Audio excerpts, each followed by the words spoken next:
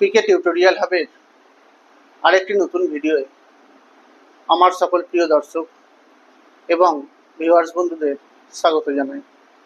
প্রিয় দর্শক, তোমাদের উদ্দেশ্যে আমি প্রথমে বলে রাখি, তোমরা আমার এই আজকের ভিডিওটি শুরু থেকে শেষ পর্যন্ত সম্পূর্ণ অংশটুকু দেখবে এবং ভিডিওটি তোমাদের কেমন লাগলো তা কমেন্টের মাধ্যমে জানাবে।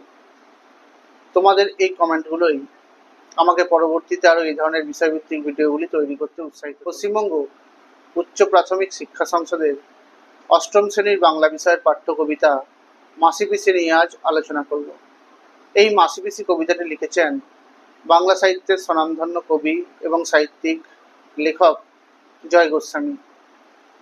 জয় গোস্বামীর লেখা এই মাসিপিসি কবিতাটি পাগলি তোমার সঙ্গে কাব্য থেকে 1994 খ্রিস্টাব্দে সংকলিত হয়েছিল। পরে এই কবিতাটি তার শ্রেষ্ঠ কবিতা সংকলনেও স্থান পেয়েছিল। এই মাসিপিসি কথার অর্থ মায়ের বোন বা দিদি এবং বাবার বোন বা দিদি। কিন্তু সাধারণভাবে দেখতে গেলে একটু বয়স্ক মহিলাদের রাস্তাঘাটে আমরা মাসি বা পিসি বলে থাকি। তারা আমাদের নিজের কেউ নয়, কিন্তু সম্মান দিয়ে বা আপনজনদের মতো ভেবে তাদেরকে আমরা মাসি পিসি বলে ডেকে থাকি। সেরকমই কিছু মহিলার কথা কবি জয় গোস্বামী তার এই মাসিপিসি কবিতায় বর্ণনা করেছেন, যাদের নিজেদের জীবন জীবিকার জন্য তারা ট্রেনে চাল নিয়ে অন্যত্র যায় বিক্রির উদ্দেশ্যে।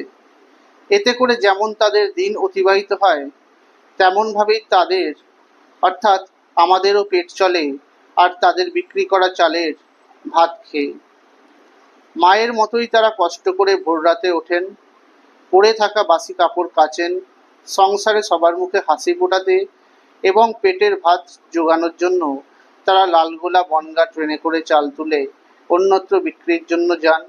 আর রাস্তায় অজস্র ঝামেলায় তারা জড়িয়ে পড়েন। তাদেরই কঠোর জীবন সংগ্রামের চিত্র কবি এই কবিতায় বর্ণনা করেছেন।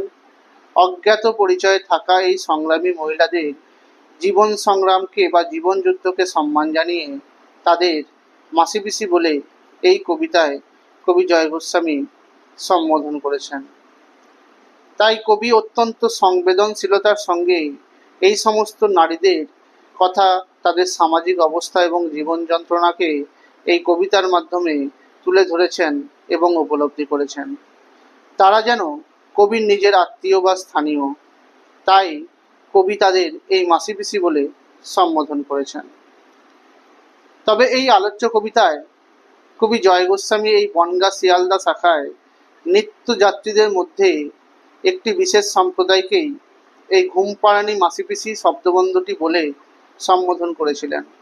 এরা প্রধানত শ্রমজীবী গোষ্ঠী, কিন্তু আমাদের বাংলা সাহিত্যে বহু আগে থেকেই অন্য এক ধরনের মাসিপিসিকে নিয়ে ছড়া তৈরি হয়ে গিয়েছে, যাদের সঙ্গে আমরা আপামর বাঙালি পাঠকদের পরিচয় হয়েছিল শিশুকাল থেকেই। বাংলা লৌকিক সাহিত্যের এই ঘুমপাড়ানি মাসিপিসিরা মূলত এসেছিল ছেলে ভুলানো ছড়ার কাল্পনিক চরিত্র হিসেবে। এই ছড়াগুলো প্রকৃতপক্ষে কারা লিখেছিলেন তার সার্বিক উল্লেখ এখনো পাওয়া যায় না। তবে অধিকাংশ এই ছড়াগুলির মধ্যে যে বিশেষ কোনো মর্মার্থ বা যুক্তি আছে তাও কিন্তু নয়। আসলে শৈশবের বা শিশুকালের মন কোনো যুক্তিতর্কের পথে হাঁটতে চায় না।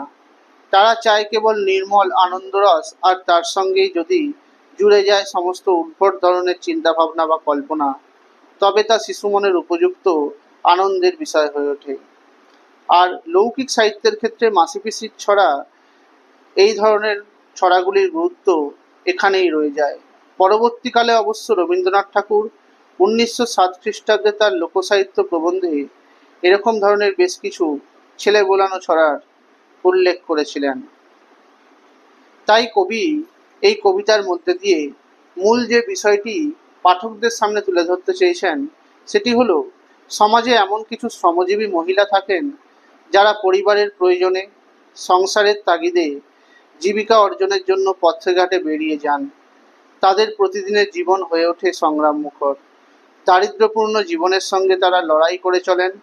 পথ চলতি রাস্তায় এমন বহু শ্রমজীবী নারীর সঙ্গে প্রতিদিনই আমাদের কোনো না কোনোভাবে পরিচয় হয়, যদিও তাদের ব্যক্তি জীবনের পরিচয় থেকে যায় আমাদের কাছে অজ্ঞাত।